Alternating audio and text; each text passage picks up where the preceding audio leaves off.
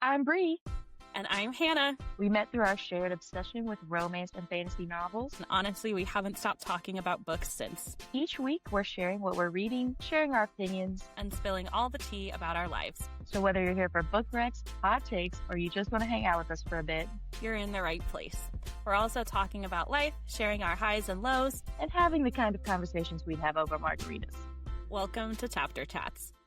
Hi, everybody. Welcome to our episode today of Chapter Chats. I'm Hannah. I'm Bree. Welcome back, guys. Today, we are basically just going to be talking about all things Sarah J. Maas, which is one of our favorite topics. The Queen. But before we get into that, we're going to do our highs and lows. Do you want to kick us off, Bree? Yeah, my high this week was I got to go to a movie and dinner with a couple of my friends I hadn't seen in a while, and it was just a really good time to, catch up and hang out and de-stress.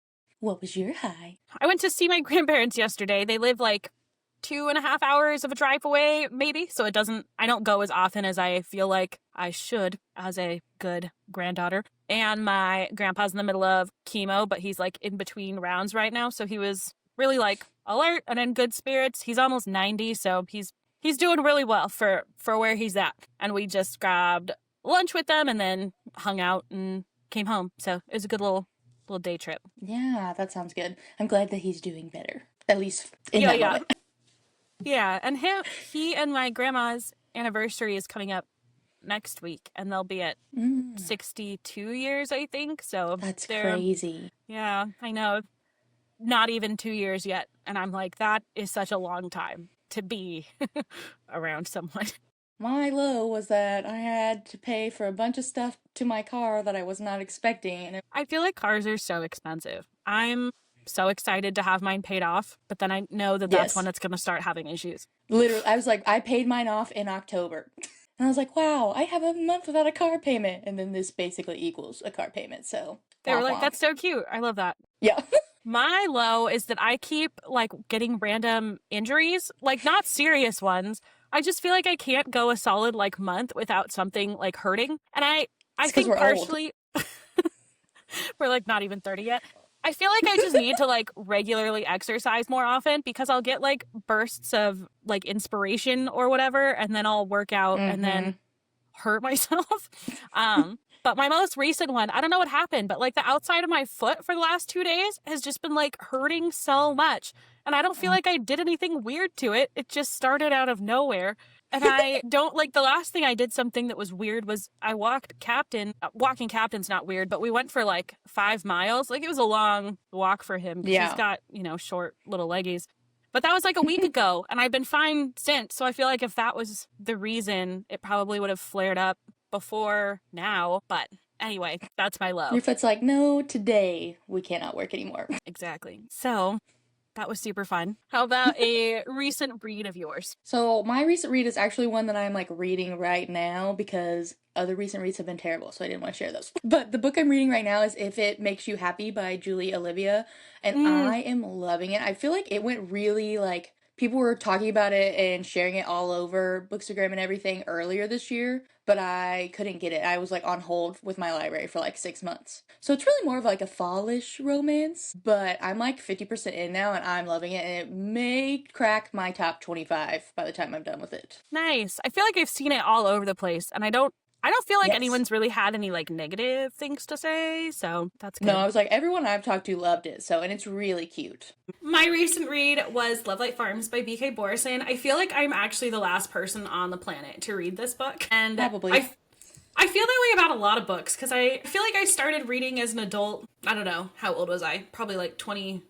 how old are we now? 28, so I was 25? I'm 29. And I feel we're barely different ages. I feel like I had a bunch of books to catch up on that now have while I'm still reading new things that are coming out, I'm just not caught up on stuff. So anyway, I also feel like you don't really if a book's being really hyped, you add it to your list, but it's not you drop everything to read that. You read it whenever you are ready instead of with the hype. Yeah.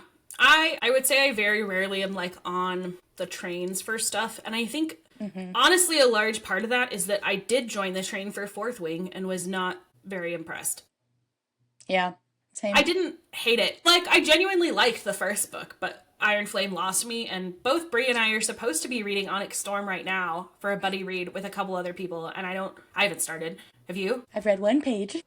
So anyway, my book's Lovelight Farms, and it's just a little like Christmas romance. I'm also not a huge seasonal reader, so I will read this anytime it just happened to be close-ish to Christmas. But I thought it was super cute. I read First Time Caller not that long ago by her, and that was my first book, and I really liked it. And I feel like people always have kind of not mixed things to say about Lovelight Farms necessarily. I feel like that's pretty positive generally, but the rest of the series I also have.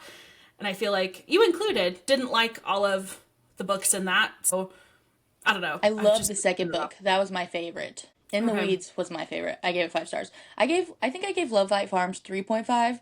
I liked it, but Friends to Lovers is just not my favorite. Like, I like it, but it's also, I feel like I don't have a lot of, like, Friends to Lovers that are, like, top tier books for me. I agree with that. I think this, and I even wrote this in my review, I would expect, based on the tropes, for this to, like, not hit for me. But I really liked it, and I don't know if that's just because I haven't read a Friends to Lovers in, like, ages, or... I mean, I just really like B.K. Borison's writing also, and I feel like it's pretty atmospheric and cute and different than a lot of other romances that I've read recently. So, yeah. I've been having a really good time with my romances the last couple of months, but I feel like that's because I don't read them as much now, so I don't get as, like, bored. But, yeah, that's Lovelight Farms. I feel like B.K. Borison is really good at unique love stories. Her settings are always a little unique, her characters, so I just feel like it adds a little something extra rather than just like the typical romance. Yeah, and knowing that this one was originally indie published, I feel like you can tell it's just something that she like wanted to write and not something that she was writing to like kind of catch the wave on what's popular. And I think it was published way back. It's been like quite a few years, and I feel like people still, especially around, you know, Christmas Rex season, will bring it up as like the blueprint for a holiday romance. Yeah, but I really enjoyed it more than I thought I would. Okay, let's jump into our main topic for today, which we kind of had a discussion about how to do this, and I think kind of what we landed on is that we're going to do spoiler free, but we are obviously talking about like characters and relationships and multiple books and series. So I would say like don't listen if you're one of those people who really doesn't want to have like any information ahead of time. Yeah, because I will be mentioning couples and things like that, and I know some people consider those spoilers because I've been yelled at about it on the internet. So fair warning. Nothing that we're going to say today, I think, is like anything more than you would have found out just by like scrolling on bookish social media. But yeah, just wanted to throw that disclaimer out there. But we won't be going into specific plot lines or anything like that. Yeah, so one of our personal favorite things to discuss is reading order. And that's reading order like as a whole for the SJM universe, but also like specifically for Throne of Glass. And so I feel like we have a lot of strong opinions about that. But I would say that like my recommendation for reading like all of SJM's books is I would say you need to read, if you are a fantasy-driven reader, you should read Throne of Glass, then ACOTAR, then Crescent City. Or if you are more a romance-driven reader, you should read ACOTAR, then Throne of Glass, then Crescent City. But regardless, I think Crescent City should be read last. And just to kind of rewind, our 3 series that we're discussing today are Throne of Glass, which is her first series. It's completed. There's been hints that there might be more, but I feel like for now she's very much capped off that plotline. ACOTAR, which I feel like is the most popular by a long shot. And then Crescent City, which is her most recent and I feel like least read, probably. Yeah. And they're thick girls, those books. I generally agree with that. With what Bree said about fantasy versus romance reading orders, I think, well, we both read it in different orders, like the two of us for our first read-throughs. I started with Throne of Glass and Bree started with ACOTAR. I didn't start with Throne of Glass because of the fantasy aspect. I'm just a big, like, I like to read chronologically with how the author's written, which, like, she was writing ACOTAR and the later books of Throne of Glass at the same time, so it's not like a perfect one-to-one. I really liked it, and I feel like you kind of grow with her as the series progress, writing-wise, if you start with Throne of Glass, but I do think that's the most likely series for people who are new to her or new to fantasy, where people will drop off if they aren't 100% invested from the jump, which is easier to do, I think, in ACOTAR. Yeah. I feel like there's a lot more, like, ACOTAR has world building and plot development and all that. It's very key. But I feel like Throne of Glass's world building and plot development is a lot more intricate and, like, large scale. So, like, if you're definitely, like, a newer fantasy reader or you get bored with all of that, Throne of Glass is just more detailed in that way, I feel like. I agree. And in terms of like actual commitments, Throne of Glass is 8 books and ACOTAR is currently 5, but most of those are significantly shorter than Throne of Glass books. So I feel like if you're like, I'm going to sit down and read a series, obviously 5 books is going to be a lot less intimidating than 8. Yeah, no, I agree.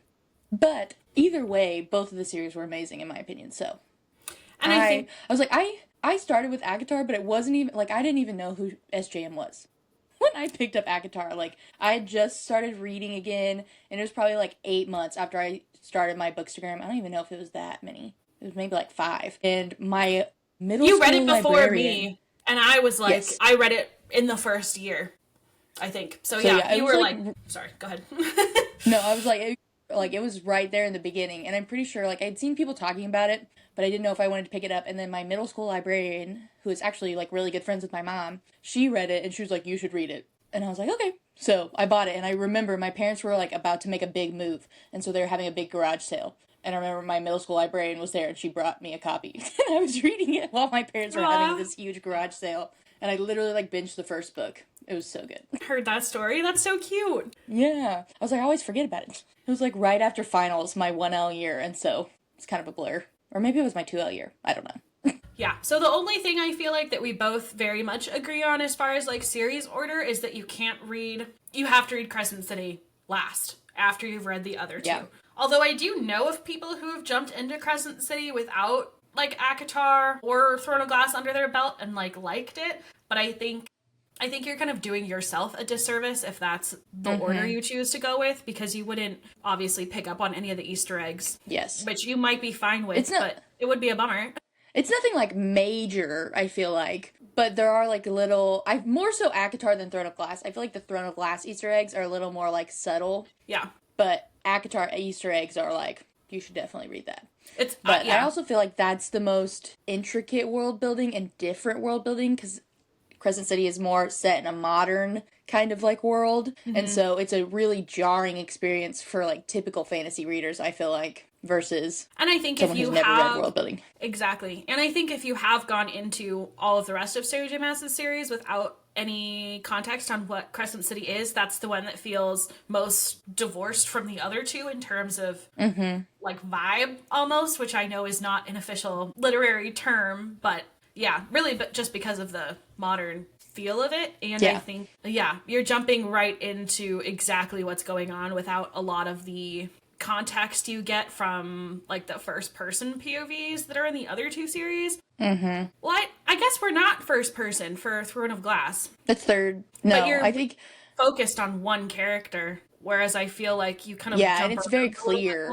Also, I feel like Throne of Glass like built up to the multiple POVs. Like the first couple books was just like 1 to 3, I feel like, and then when you get into like 4 through 6, you're getting like 5, 6, 7 point of views. Whereas like Crescent City jumps in and it's multiple point of views. Bryce as a main character, I feel like, is much more in the know and like aware of her surroundings. Like when you get dropped into it, nothing new is going on, and so she's not gathering more information until like later on in the series versus like Selena in Assassin's Blade or Throne of Glass, which we'll get into, is like she has a very narrow, limited scope of like the entire universe, and so you're kind of growing your own knowledge of it with her. And definitely same thing with Feyre. She's like introduced to the universe that she'll be in within a few chapters of the first book. So I think it's just a much different experience, but a good one if you're also, like willing to saddle up and go for the ride. Yes. And I feel like House of Earth and Blood of Crescent City is very, obviously I gave every single book in Crescent City 5 stars, so I think you should read the whole series, but House of Earth and Blood is very much a good standalone, in air quotes, as far as like it has a very singular plot that then branches out in later books similar to Throne of Glass, but I feel like it's much more like finished standalone versus like Throne of Glass and ACOTAR. Like there's so many different things happening that even though there's like a singular plot for like the first book-ish, you know that there's so much more going on. Whereas like House of Earth and Blood, if SJM had wanted to, she could have ended it there, I feel like. And it's so much denser of a story that I feel like it's doing way more than either of the other two series were able to accomplish within book one. Like, House of Earth and Blood, honestly, I think, is the equivalent of, like, The Assassin's Blade, Throne of Glass, and Crown of Midnight if they were all one book. Maybe more than that, I agree with that. even. A lot happens. And it's her only, I guess we probably should have mentioned this earlier, this is the only one that's, like, genuinely classified as an adult fantasy versus, like, young adult, new adult would be what I would say ACOTAR and Throne of Glass are. Yeah. I feel like Throne of Glass is definitely YA up until, like, Empire of Storms, and then it starts tiptoeing into adult. And I feel like ACOTAR, I would say it's more new adult after. I feel like ACOTAR itself borders, but I would not let my young adult read it. I think there's enough spice or spice adjacent stuff that I would definitely say new adult. Yeah, and I feel like new adult as like a category is still kind of figuring out where its footing is, but if it was like available, I think that's where SJM would have classified it, because I feel like she very intentionally like aged up Throne of Glass as it went and knew that kind of mid Throne of Glass is where she started ACOTAR in terms of like targeted reader. And some of that I feel like is like a publishing decision, because she was publishing Throne of Glass and she was like 16 and they were like, okay, this is YA. So then, 5 years later, now she's 21 and she's an adult and she starts writing ACOTAR. And it's a little bit more adult, but she already has this fan base in YA. So they're like, oh, let's call it YA. And then you get to Silver Flames and you're like, whoa there, honey. That is not YA. Things are fairly, I would say, open door in Crescent City, but it's very much not like, even the romance itself isn't a major plot, I feel like, of the entire series, really. Like, people are there and in love, and that has something to do, obviously, with how things unfold, but it's definitely not the, like, core pillar upon which everything else rotates the way that it is in ACOTAR particularly. Yes, and I also feel like it's a little different than, like, ACOTAR Throne of Glass, because, like, the first book covers so much of that relationship development, so then there's not really... It's more like internal relationship stuff after that, so you're not really dealing with external factors as far as, like, Throne of Glass and ACOTAR with the couple developing. Like, the couple's pretty set in book one of Crescent City, like, they have their full circle moment, pretty much. Let's jump into our very favorite subtopic, which is reading order specifically for the Throne of Glass series. With very strong opinions. Do you want to set up, like, the options? Throne of Glass, there's several different reading orders. I feel like, originally everyone talks about the purest reading order, which is where you read The Assassin's Blade first, and then go into Throne of Glass and follow Pursuit with follow the series. The romantic order is after Air Fire, right? So all of these really center around where you read The Assassin's Blade. Everything else I feel like people agree on. Yeah, it's really just where you want to read The Assassin's Blade. So like I said, the Purest Order has The Assassin's Blade as the first book you read. The Romantic Order has it as the fourth book or after Air of Fire. And then another reading order came out, has it been 2 years now? Right after House of Flame and Shadow from the Crescent City series was released. SJM, broke the internet and put on her website that she prefers to read The Assassin's Blade after Crown of Midnight, which would make it the third book. So, lots of different hot takes on, where it should go and everything. Hi, and Hannah. And this is actually how we became friends, because I posted that I was going to start reading this, and then Hannah annoyed me until I became her friend and wanted to read the series with her. And then I left her in the dust and finished the whole series in, 3 months. But we both were going to read The Assassin's Blade first. I would have been on that train with you, but I was still in my, I was borrowing all of them from the library, because I lived in, a very small apartment at the time and did not have room for a lot of books. So, yeah, I was, waiting multiple weeks in between books. Whereas I was financially irresponsible and went to Barnes & Noble and bought all 8 books at once. Right on. Well, and you'd already read ACOTAR, so I feel like you knew more so than I did already that it would be something you really liked. Yes. It's a matter of, sitting down and reading it. Yeah, because it was literally, I finished A Court of Silver Flames, and this was right after my 2L summer, and I was coming back to Oklahoma to intern at my now place of employment, and I had a week off between school ending and my internship starting, and I finished A Court of Silver Flames, and I literally went to Barnes & Noble that evening and bought LA books and brought them home and immediately dove in to the Assassin's Blade. That's so funny. And then, yeah, we started reading them like mid-June, I think. So, yeah, that was like a pretty quick turnaround. You barely took time off. No, I literally went straight into it. Work and reading. Anyway, so yes, both of us are very much purist order readers, meaning that we recommend starting with the Assassin's Blade first. We have a lot of reasons for this. I think probably sometime we could do an entire episode just on like this particular topic. Yeah. But the biggest one for me, and the reason why I started that way, even knowing that there are lots of different options, is that I like the flow of it better when you start chronologically with where it begins, when that's an option. Yes. Obviously, if there's like a clear, this is supposed to be a prequel, that would be different. But these were all written before Throne of Glass came out. These were all published online, but before Throne of Glass came out, Sarah J. Maas was like promoting Throne of Glass by saying people should start with all of these novellas, because the Assassin's Blade is a collection of 5 different novellas that are all kind of put together, but they all do occur before the events of Throne of Glass. And so for me, like I said, I started with the entire Throne of Glass series because that was first. And so same logic. I like to maintain the flow through books of whatever starts first. And I do the same thing with other books. Like I read The Infernal Devices before The Mortal Instruments, for example. Like it just works better for my head. Unless there's like a very clear, like you're supposed to read this entire series and then after the fact, the author added this thing on, like with Hunger Games. Obviously, I didn't read The Ballad of Songbirds and Snakes. I mean, partially because it wasn't released until several years later. But I like the chronological order. So I'd say for me, that's like the biggest reason. But there's plenty of others. Yeah, I definitely think chronological is for me too. Especially because, like Hannah said, the novellas take place basically in the year and a half before Throne of Glass. So it's like all of these, I like to describe the Assassin's Blade as like building blocks. Like each novella is like a building block to the foundation of Throne of Glass series as a whole. And so it just makes more sense for me. Also, I feel like the Assassin's Blade, Throne of Glass, and Crown of Midnight are kind of like a mini-series within Throne of Glass. Because you have like the plot lines of those 3, and it's kind of like a really closed off small world. And then you get to Heir of Fire and it like explodes and there's all this world building and all these new things.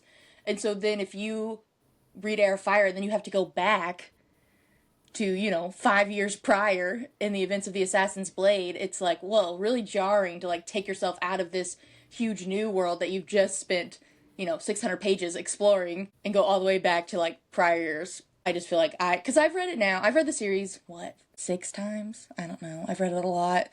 And I've read the Assassin's Blade 1st, 3rd, and 4th. And out of all of them, I think 1st is the best. It's where I had the best time with it. I enjoyed it the most. And yeah, I stand by that. And I do think for a lot of people that prefer it 3rd or 4th, one, I think a lot of times people just jump on the train of like, however I read it is the best way, instead of thinking about like, okay, how would it actually be the best way to read it? And I think because both of us were aware of like this kind of debate on reading order before we jumped into it, we were able to like assess that for ourselves before jumping into it, whereas a lot of people just do it however their friend tells them and then either are like, yeah, that was fine, therefore I support it that way, or they're like, shoot, I don't think I really like that, but I can't. Once you read it any place other than first, you can't go back and read it first later. And there is something particularly big plot-wise that happens at the end of the Assassin's Blade that's spoiled within a couple of pages of Throne of Glass. So if you don't read it first, obviously that whole event is going to be spoiled for you. You're going to know how it ends. And for me personally, I think that takes away from the gut punch, even though a lot of people say that the romantic order, which is reading it 4th, is supposed to be like emotionally devastating. And I truly, maybe my brain's just not big enough, but I do not follow that line of logic, because obviously something that you don't know is going to happen is going to take it out of you more than something that you've been anticipating coming, since you've known about this event for literally 3 books. It just makes sense. I agree 100%. Also, I can't tell you the amount of people that I've been like, read it first, and they're like, the internet told me to read it 3rd, or the internet told me to read it 4th, and then they come back to me and they're like, I literally did not like this book at all. I wish I had read it first. I understand why you say to read it. Like, it's happened to me so many times. And I think, too, like, in Throne of Glass, you're not supposed to like the main character. She's not very sympathetic. She's kind of bratty and she's kind of annoying. And I would have, again, maybe it's just a lack of empathy on my part, but I feel like I would have a really hard time caring about her if I didn't have the context of what she's been up to for the previous year ahead of time. Because in that story, she is very sympathetic and you get to know her, I feel like, as a person over the course of these novellas a lot better than you do in Throne of Glass, because it's much more centered around this kind of like trials setting. And so there's not as much in-depth character development, I would say.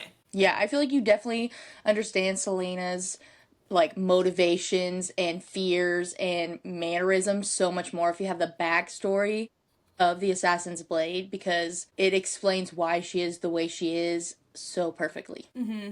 Yeah. And I think, too, a lot of people now have started reading it third because, like Brie mentioned, Sarah J. Maas posted on her website ahead of House of Flame and Shadow's release a couple years ago that her preferred reading order is for it to be third, so that would go Throne of Glass, Crown of Midnight, then Assassin's Blade. And I think we're on the same page about this. I personally think it's a conspiracy theory from Bloomsbury, because that's how they chose to publish the books, that obviously they want the author to support whatever order they chose to publish in, because previously she had written them first, she told her readers to read them first, and she was honestly, I feel like, pretty quiet about the topic for the last couple of years, but there were like very credible online resources and interviews from her previously saying to read it first because that's how she wrote it. Yeah. And she said she also tried to get publishers to pick up the Assassin's Blade first, but they wanted to start from Throne of Glass because that was the first book that had a very like cohesive and central plot versus being these kind of vignettes leading up to it. I also think that it was a marketing ploy for House of Flame and Shadow, because I'm like, she just subtly put this on her website, like really didn't announce anything. Also, she said it's my preferred reading order instead of recommended, which I think her choice of words there says a lot. And it was not a reading order that was popular from either side, because the two main reading orders previously had been first or fourth. And then here she comes in, right? It was literally like 2-3 weeks before House of Flame and Shadow was supposed to be like drop. And then, I like, everyone was talking about Throne of Glass all over the internet, you know? So I just feel like it was a way to, like, drum up more just interest and buzz about her and her books. Yeah, I agree.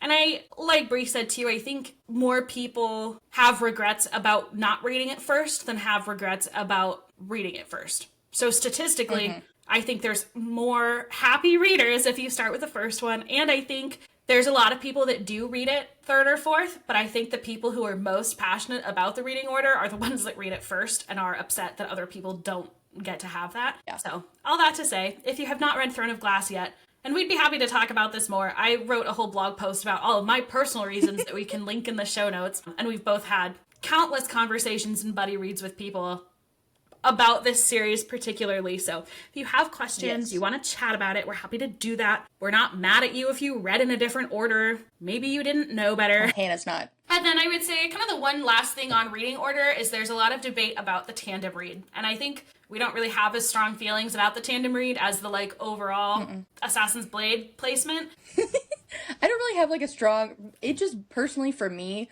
I did not like switching back and forth between the books. And not to lie. Hey Brie, which books? What's the tandem read? The tandem read is Empire of Storms and Tower of Dawn. And that is books, if you read Assassin's Blade first, that would be books. If you read Assassin's Blade at all. Yeah, you're right. Okay. Although we know a girl that read it last. Like, Assassin's Blade after the end of everything. And, like, obviously, we don't recommend her opinion on that. Anyway, sorry. She liked it, so who knows? Anyway, it's books 6 and 7. So they take place at the same time, but they each fall like Empire of Storms follows like 7 characters, and Tower of Dawn follows like our main two of our main characters who have split off. And so there's a whole guide online. You just literally search Throne of Glass tandem reading order, and it'll pop up like this sheet that tells you like which chapters to switch back and forth. And I just, switching back and forth was not for me. Also, like, I'm a pretty fast reader. And so, like, there's a big cliffhanger at the end of Empire of Storms. And so a lot of people hate that then you go into Tower of Dawn and you have to read a whole other 600-page book or whatever until you, like, get any resolution on that cliffhanger. But it didn't bother me because I read so fast that I literally read the tandem read. Not the tandem read. I read Empire of Storms and Tower of Dawn over 4th of July weekend in one weekend. So, like, And that's It's not like combined I like spent a lot of time. 1,300 pages. Like that was an undertaking. Yeah, I sat by the pool and read all day. That's all I did for 3 days. But that's why I personally didn't do the tandem read. And so, but like, I don't care if other people do. I don't have any strong preferences or like reasons why you shouldn't. I think it's just all about how you read as a reader. Yeah. And the tandem read is not something that like SJM came up with. That's like a completely reader created experience. I did do the tandem read initially, and then I've read it. I haven't read the tandem read since, so every reread I've just done the 2 separate books. And I liked the tandem read because I think at that point you're already like pretty invested in all of the characters that you're following from both books. And so for me, it was kind of fun to flip back and forth just because you're not like leaving certain characters in the dust for an entire book. But I think a lot of readers, kind of for the same reason some people fell off with like A Court of Silver Flames, is that it's a big pivot in terms of who you're getting the most information from. Like you're following Kale in Tower of Dawn, and he's kind of a divisive character. We both really like him. Polarizing. But not everybody does, and so I think for a lot of people, they don't want to sit there and read from Kale's perspective for 700 pages straight when, like Bree said, they've already been kind of left on this cliffhanger with everybody else that's an Empire of Storms. So I think I always tell people you should start by trying it, and if you don't like it, you can always stop, because really you can just pull either way. The important thing, though, is that the end of Tower of Dawn does spoil the cliffhanger in Empire of Storms, so you should either read Tandem or you should read Empire of Storms first. You shouldn't read Tower of Dawn first, although I do like reading Tower of Dawn first when I'm rereading. And the other thing, too, is I would say Tower of Dawn, is, like, probably the one book in Throne of Glass that's not following the main arc of, like, a Darlin as a continent, because it's all placed in a different place, and you have a lot of new characters that you're introduced to that become very relevant in Kingdom of Ash, and they do tie back to a number of characters that we've learned from, learned about already. Mm-hmm. But I do think you really have to kind of, like, sit down and buckle in to, like, kind of follow this, like, side quest, so to speak, if, you know, when you settle down to read that book. And I think it's a good story. Like, that could be a standalone, too. Yes. Well, and I also think that, like, obviously, like you said, there are things that impact the overall plot, but as a whole, I feel like Tower of Dawn is way more character-driven than it is plot-driven. Yes. Because it's all about, like, Kale's healing journey and discovery and all these different things that, like, really bolster his character, in my opinion, and, like, make him come into his own. Mm-hmm. Agreed. Okay, so let's jump into favorite books. You want to do, like, top 3? I feel like if we just say favorite books in general, I'm like, let me tell you every single book I love. Yeah, I think, let's do, like, top 3 overall, and then maybe, like, favorite from each series. Okay. Let's see. I'll do top 3 first. Does that sound good? Okay. Overall. Mm-hmm. So my top 3 favorite SJM books, like, overall, period, would be at number 3, I think I'm gonna go Queen of Shadows from Throne of Glass. And then number 2 would be Empire of Storms, and number 1 for me is A Court of Silver Flames, hands down. I'm surprised that you didn't have House of Earth and Blood in there. It's probably number 4. Okay. My top 3 overall, I think Queen of Shadows is 3rd for me too, and then I think Empire of Storms is 2nd, and then mine would be Akko, Math, A Court of Mist and Fury as the top. And I feel like those kind of rotate on the day which one's first, but I do think, like, I've reread A Court of Mist and Fury more than I've read any other of her books, and I just love the love story so much, but, like, Queen of Shadows and Empire of Storms are both so epic that I feel like they scratch different itches for me. But yeah, I think those are my top 3 for sure. Mm-hmm. How about your favorite book of each series? So what's your favorite? No, my top book from Throne of Glass is going to be Empire of Storms. Although I feel like that one can definitely rotate because there's so many good books in Throne of Glass, but typically, like, my go-to for that is Empire of Storms. Yeah, so I agree with that. How about ACOTAR for you? I know. My favorite ACOTAR book is A Court of Silver Flames. It's my overall favorite book. I've read it literally, like, 8 times. I have a giant annotated version on my shelf behind me. Like, I love that book. Yeah, same as I said, my overall favorite is A Court of Mist and Fury, so also my favorite of ACOTAR. Although A Court of Wings and Ruin is a close second for me, but it definitely doesn't top ACMF. Yeah, I feel like it's really hard because we loved all of these books so much. So there's multiple ones that like we gave 5 stars. It's just like, okay, in this moment, what is like my all-time favorite? It's gonna be that one, even though I feel like all of the books are top tier. I agree. How about Crescent City? I think my Crescent City favorite one is going to be House of Earth and Blood. Okay. I think that's going to be top for me. What about you? Mine is very controversial because I would say my favorite Crescent City book is House of Flame and Shadow. Still really liked all of the Crescent City books, but I would say on the whole it's my least favorite series, and all of those are close to the bottom if I was like ranking all of the books overall. And I think that's just because I'm more of a high fantasy reader than an urban fantasy, honestly. It's not any knock on Crescent City. I think they're very well written. But House of Flame and Shadow, I think, has the most Easter eggs to the other 2 series, and so I really like it for that reason. And there's also, not going to say who because I guess that could be spoilers, but one character in particular who I absolutely love. She's my favorite of Crescent City and one of my favorite Sarah J. Maas characters, period. And her story, I feel like, is very prevalent throughout House of Flame and Shadow, and so that's like my favorite, I think, subplot to follow in that whole series, so that's why I would say Flame and Shadow. But I think largely most readers think that House of Flame and Shadow kind of crashed and burned, and I never really agreed with that. No, I think we both gave House of Flame and Shadow 5 stars. Like, I loved it. I was like, do I think it's her best book ever? No, but also is 5 stars. And I think doesn't have to be the best book ever to still be 5 stars. I think a lot of people too were like hoping for much more volume of a crossover with that book to the other series that like they didn't really get. Whereas I think both of us kind of expected what we got out of it, and so we weren't like hugely disappointed. And I think there were a lot of people that read ACOTAR and Throne of Glass just to like prepare for Crescent City 3, and then nothing really, like they didn't need to do all that, you know? Yeah. So. I also feel like people, not that people need to remember, that sounds bad.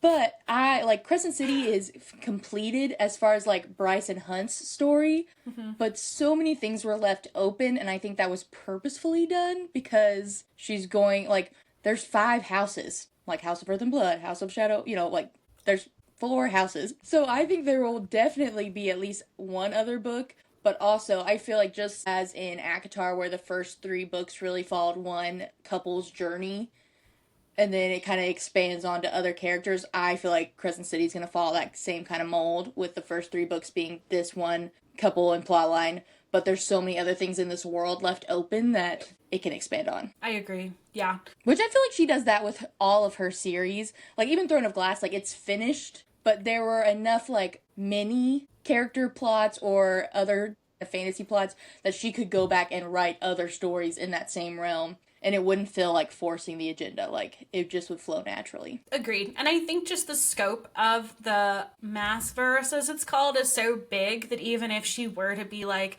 I'm going to take this random side character that was mentioned a couple of times and do a whole new series off of them, like, there's plenty of opportunity for that if she wanted to go in that direction. I don't think, like, the characters that she did pick as main characters are, like, the only obvious choice within that universe to be the people that you follow. So there's a lot of good options. Okay, how about your favorite characters, if you're done on that? Yes, this is where... Yeah, I'm done. Okay, now for favorite characters, I feel like this is where me and Hannah have really different opinions, to put it nicely. But we overlap on some things, favorite characters... Yes, and also, like, of the, like, not the, like, enemy, like, villains, but of the, like, main characters, there's really not a character that I hate. Like, I love them all for different reasons. I just have, like, some that are, like, my spirit characters. So, obviously, Throne of Glass, like, Aelin is one of my all-time favorite characters, and Manon, however you say her name. I always pronounce things wrong, and then I try to, like, learn the pronunciation, but I've called her Manon forever, and so... trying to rewire my brain to say Manon. It's just not. I feel like a poser when I say it. I'm like, Manon. And I'm like, that sounds dumb coming out of my mouth. Anyway, I love both of them. One of my favorite things about SJM in particular is because, like we talked about in one of our previous episodes about the Enneagram and how I'm an Enneagram 8, I feel like SJM really excels at writing FMCs that are Enneagram 8s, which is... not to act like I'm, like, some high being, but I feel like it's kind of hard to, like, navigate that and make people like the characters, because Enneagram Graham 8s cannot always be likable. Like, I'm the first one to say, sometimes I rub people the wrong way. It just is what it is. And Yes, I think sometimes. SJM really... I think SJM really excels at that. Like, I think she writes the best qualities and balances it out with our harder qualities, and it really meshes to make a fully developed character. All that to say, like, I think Aelin is an Enneagram 8, and I think she's amazing. I love her, and I think Manon has some of the best character development in Throne of Glass. And Dorian, as I refer to him as Daddy Dorian, he is the love of my life, and I will accept no comments about that. I tend to agree. Out of Throne of Glass, I love Aelin as a main character. I don't think I relate to her on the same level that you do, but I think she's probably overall like my either tied for first or like my second favorite main female character, like across all of the series. I think I have a really big torch that I carry for Lysandra. I just love her so much. And I feel like there's a lot of the lesser known characters that I really love a lot in Throne of Glass. Like Fenris, you don't even meet him until Empire of Storms, but I love him. I controversially really like Sartak, and most people don't even like remember him when they finish the series. Also really like Dorian. I really like Rowan. I would say he's probably one of my all-time favorite male characters that SJM's written, and I know kind of the same way that I feel about a lot of other people where I'm like, I like them, but they're not like it for me. It's kind of how Bree feels about Rowan, but I love Rowan. And yeah, there's a lot of characters in Throne of Glass to love, I think, and that's one of the like nice, it's definitely like a found family type of book. By Kingdom of Ash, yes. I feel like there's 19 million people where you're flipping back and forth between all of them and you are just rooting for all of them so much. Yeah, Fleetfoot, Abraxos. I was just gonna say, I feel like Sarah J. Maas does such a great job of developing her characters. So like, they're very human and very raw and very gritty. And so even when you like have a moment where you don't love a character or you're pissed off about something they did, they develop and grow. And by the end of Kingdom of Ash, you're like, oh my gosh, this character is so like Lorcan, which I know you don't love him as much as I do, but I think he has phenomenal character development from this POS that makes everyone mad to the man of my dreams. Like, I think his development is phenomenal and I eat it up every time. Throne of Glass as a whole is great for that. How about for ACOTAR? This may come as a surprise for some people, but my favorite ACOTAR character, but my favorite literary character, probably one of my top 5 of all times, is Nesta Archeron. She is my spirit animal. I relate to her more than I've related to any character in my entire life. The good, the bad, and the ugly, and I love her journey through all the books. I think my favorite from ACOTAR is probably Feyre, which I know is kind of... I actually don't know that it's basic, because I feel like a lot of people don't like her very much and feel like she's, like, whiny and, like, weak, especially towards the end of the series. Which is crazy. I feel like Feyre and Rhys get for being, like, the main characters is crazy. I'm like, they're amazing. As a Nesta stan, like, I love Feyre just as much. I think she's amazing. I think there are a lot of people, though, as soon as we got the shifted perspective to Silver Flames, that didn't like what we saw from Feyre and Rhys through Nesta's POV. And I feel like for a lot of people, that's just, like, a lack of comprehension. Like, obviously, your favorites are going to look different when you're outside of their head and in someone else's, especially because Nesta has such a complicated relationship with Feyre, who's her sister, and, like, her and Rhys have never, like, gotten along, we'll say. But, yeah, I think Rhysand's probably my all-time favorite SJM man.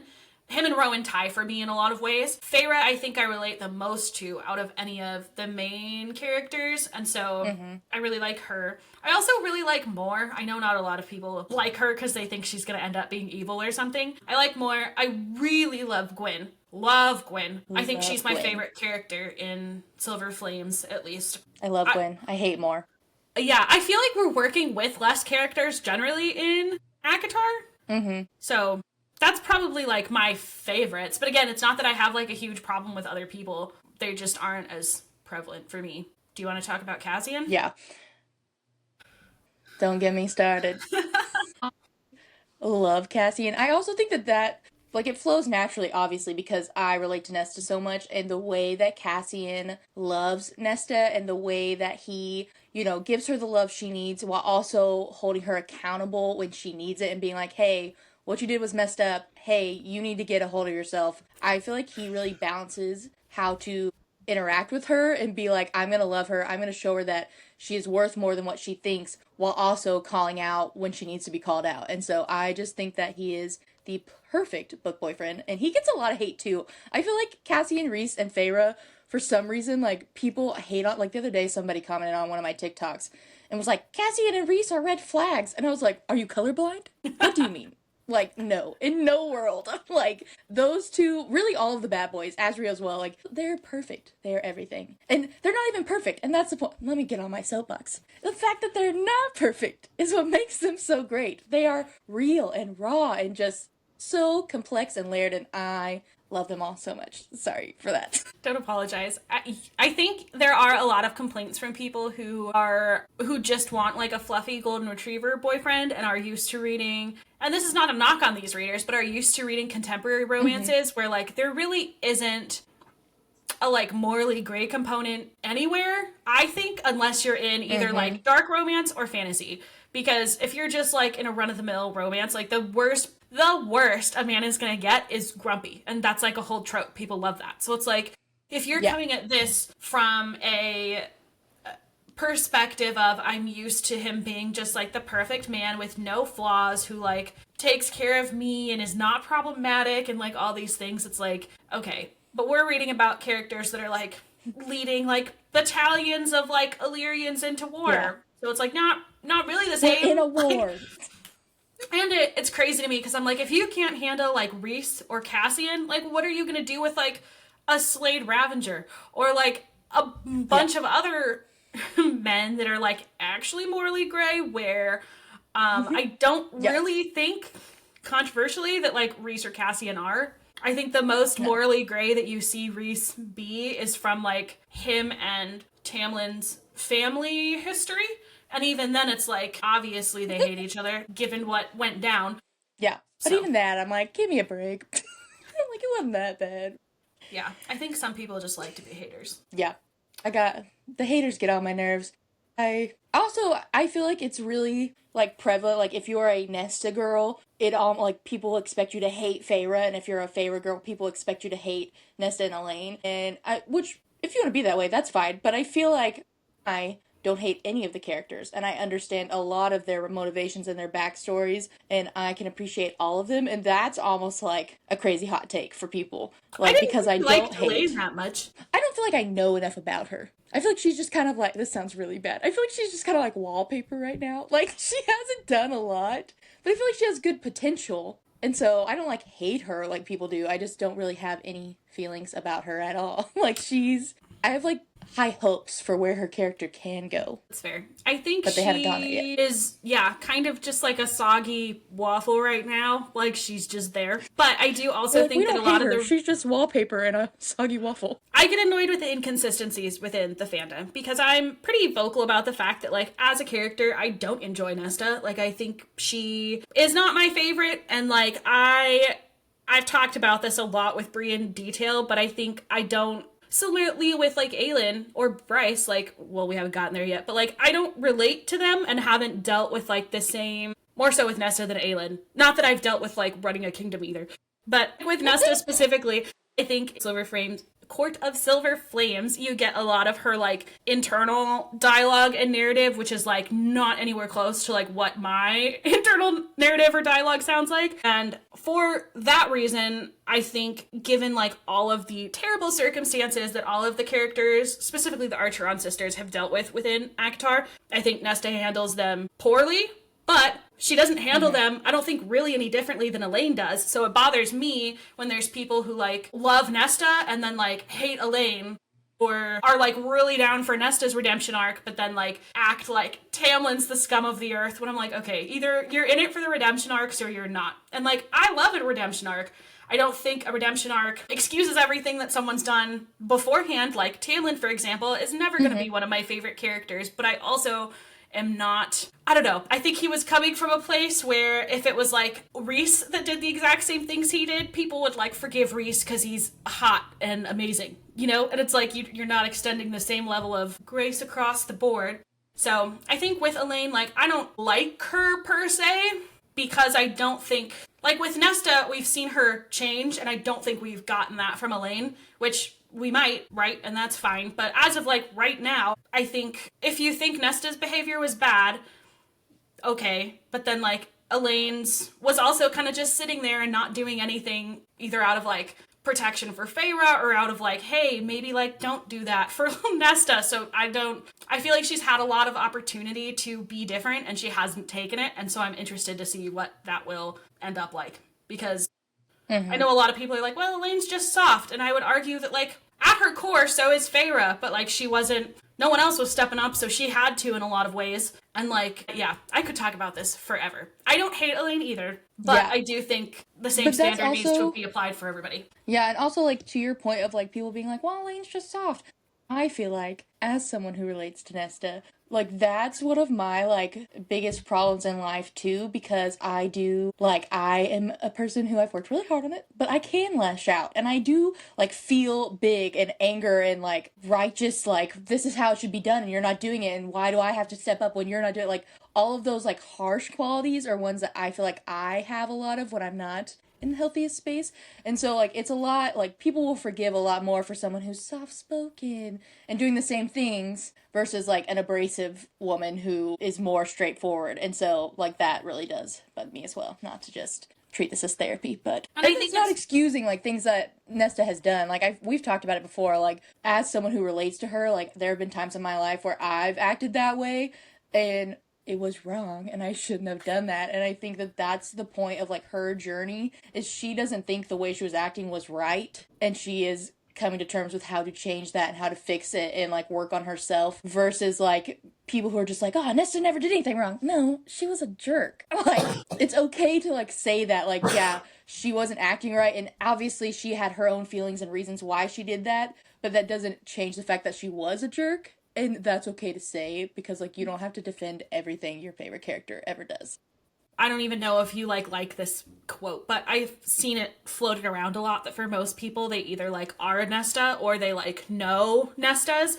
And I feel like whichever kind of side of that camp you're on is going to impact how you relate to her. We love most of the same books, but we usually have different favorites in the series. We usually have different favorite characters, and we usually like different men, which is probably a good thing.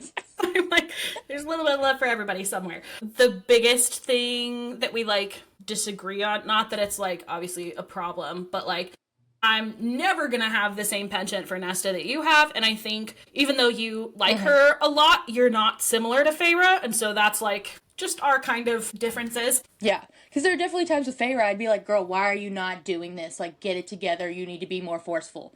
But that's not who Feyre is.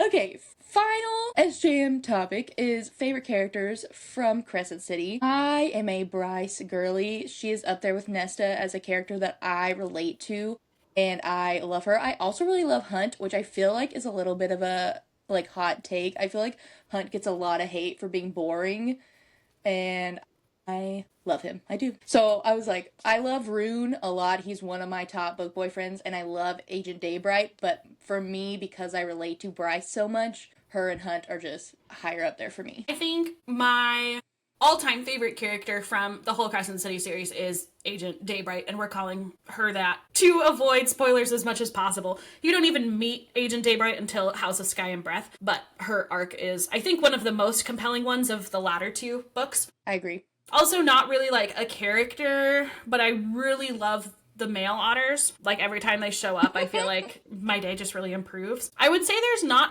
honestly, a lot of Crescent City characters that I like personally care for a lot besides Daybright.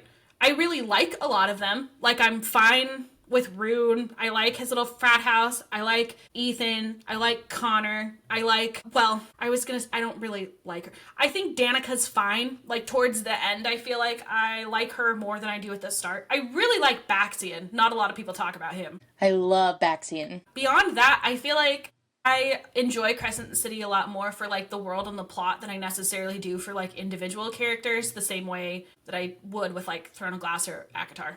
But same thing. I don't feel like I really hate any of them. I just am kind of on them for the most part. Yeah, I still love it. I think I love it more than you do, definitely. Yes.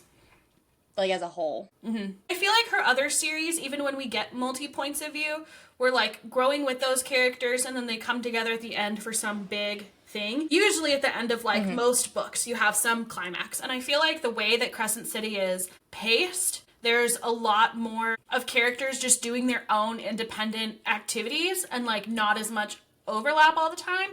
And so like individually, for example, like I really love Therian. I know a lot of people think he's annoying, but I think he's a very interesting character to follow. But like as far as like what he contributes to the overall plot, it's pretty like negligible. Like he's there, but it's not like he's like this integral part of the whole thing the same way like Bryce or Hunt or Rune or Daybright later on are. And so I don't know. I just feel like my investment is a little bit lower. Yeah, although I feel like Therian and you say Ethan, I say Ithan, which I know is not right, but that's how it looked when I read it in my brain, so I say Ithan. But I think that if she writes another Crescent City book, which I think she will, I think they will be more of the forefront in that book versus their like kind of background role throughout the first 3 Crescent City books. Mm-hmm. And I see that, and that's fine. Crescent City, I think I've only reread it once because I read it for the first time last of anything, and then I reread it right before House of Flame and Shadow came out, and I haven't reread it since. And so I kind of wonder, having like had some distance from it, and if I were to reread it when I'm not just like binging it and can really like sit and soak it up, if I would feel differently. I don't hate any of them. I think I just don't have the same like passion for them that I do with a lot of characters that are in the other series. So it feels like I care less, even though I still gave all of those books 5 stars. So it's not like I didn't enjoy them. Yeah, it's just not the same kind of 5-star as like A Court of Mist and Fury for you. Yeah, like Akamath's an Infinity Star book that I think that's in my like top books of all time list, whereas Crescent City, like as a series, is good. It's one that I would recommend, and I think if another author wrote it, it would probably be my favorite series from that author, but because SJM has these other 2 that are like soul series for me, Crescent City is not that way, but I still like it. Yeah. Okay, and now to close out, we're gonna play Bang, Marry, Kill with our favorite characters and series, but I'm gonna pick 3 characters for Hannah, and she's gonna pick 3 characters for me. So, for my 3 characters for Hannah, Bang, Marry, Kill, Sartak, Rowan, and Rhys. A hard time with this one because, one, I've read ACOTAR most recently, like I just finished my most recent reread of that this month, so I feel like Rhys is very top of mind for me, but I also feel like him and Faye were so perfect that I like can't like divorce them, you know what I mean? So I think I would marry Rowan, I think I might bang Sartak and kill Rhys. Not because I like Sartak better, but because I can't, like I wouldn't even want to like touch Rhys with, you know what I mean? You're like, I can't touch their marriage, so I'll just kill him. Yeah, that's my final answer. I'm gonna marry Rowan, I'm gonna bang Sartak and kill Rhys. But of them, Rhys is tied for my favorite character, so it's not like a question of whether I like him least. Yeah. I get you. I got what you're laying down. Okay, for you, I picked the following 3 characters: Dorian, Hunt, and Cassian. Yeah, I'm going to marry Cassian, bang Dorian, and kill Hunt. I love how this just came after you like wax poetic about how everybody hates Hunt and you love him. And you're like, yeah, he's dead. I do. He's bleeding out already. I love Hunt. But he's like, Cassian and Dorian are literally my 2 top book boyfriends of all time. Like, I love those characters so much. Hunt's like number 7. Like, I really, really like him. But yeah, I mean, Daddy Dorian and Cassian, nothing tops them. That's very fair. I mean, you don't have to justify anything to me. I just killed Rhys, so. I was about to say, one, look who's talking. Okay, how about for series? Okay. If you had to bang, marry, or kill each of the 3. I feel like I would marry ACOTAR, bang Throne of Glass, and kill Crescent City.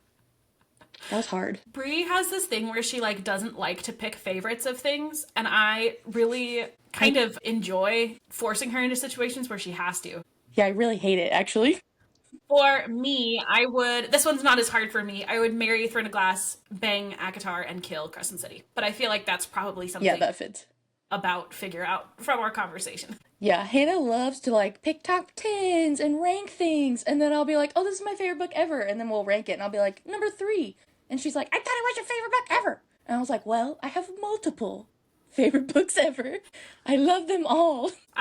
One of my favorite times of year, I feel like, is right around now when people are putting out like their top 10s and like their goals and like here's the best of lists and all of that, just because I feel like, you know, obviously you follow people and see their content all the time, but when you're really like distilling it down to like what spoke to you this year is really when you get to like know someone's taste a lot more than just like, even if I'm looking back through like books I've ranked now, I'll see things that I ranked 5 stars like, or rated 5 stars like years ago that like now I'm like, I can't remember a single thing about that book, so why did I rate it that? So it doesn't mean as much as like if I'm looking at like all of my books over time, what stood out or what stuck with me or what like rises to the top, as opposed to like maybe, and I've had plenty of books like this where like in the moment I'm like, that's a 5-star read, and then like 3 weeks later I'm like, having thought about it and distanced myself from it a little bit, maybe it's more of like a 4-star because it's not really hanging in there, or vice versa. I'll sometimes rate things 4 stars that I'm like,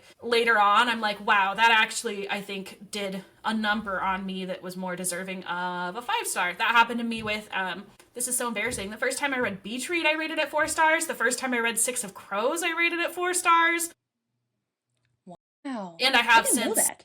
reread those books. Well, that was like one of the first romance books I read when I started reading again as an adult, and I feel like I just wasn't making good decisions.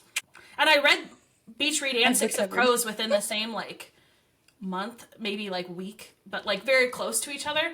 And I remember giving them both 4 stars, and then later I was like, both of them ended up in my top 10 of that year. So I obviously like fixed my own wagon. But anyway, that was a random tangent. That is all we have for you today. Bye guys, see you soon. That's it for today's episode of Chapter Chats. You can find us on Instagram and TikTok at Chapter Chats Pod. And you can find me, Bree, at Brazen and Bookish on Instagram, TikTok, and YouTube. And you can find me, Hannah, at Bookshelvish on Instagram, TikTok, YouTube, and Substack. Or you can email us at chapterchatspod@gmail.com with book recommendations, episode ideas, or just to say hi. And if you enjoyed this episode, please leave us a review, follow, and subscribe on your favorite platform. Catch you next chapter.